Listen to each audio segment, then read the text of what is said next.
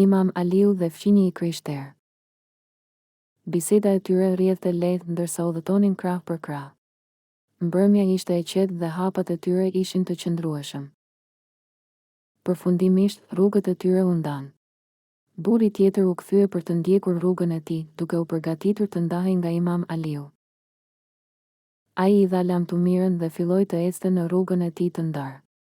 Imam Aliu e pranoi largimin e tij. Megjithatë, ndërsa burri largohej, Imam Aliu vazhdoi të ecte për krah tij. Ai e shoqëroi burrin për një distancë të shkurtër përgjatë rrugës së tij të re. Burri e vuri re këtë dhe u ndal, duke u kthyer nga Imam Aliu me një vështrim konfuz. Ai u habit nga kjo prani e vazhdueshme. Ai e pyeti Imam Aliun, pse ende ecën me mua? Rrugët tona janë ndarë tani dhe ti duhet të shkosh në rrugën tënde. Imam Aliu u përgjigj me një shpjegim të butë. Ai zbuloi parimin që fshihej pas veprimit të tij. Kjo është mirësjellja e Islamit, tha ai.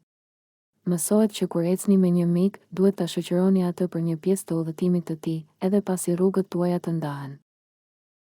Ky akt I vogël tregoi një mësim të thellë për mirësjelljen. Ai tregoi vlerën që I jepet shoqërisë dhe respektit. Kjo thekson rëndësinë e shfaqjes së mirësisë në çdo bashkëveprim. Mirësjellja nuk ka të bëjë vetëm me momentet e nevojshme, por edhe me gjestet që tregojnë kujdes. Kjo histori shërben si një shembull I bukur.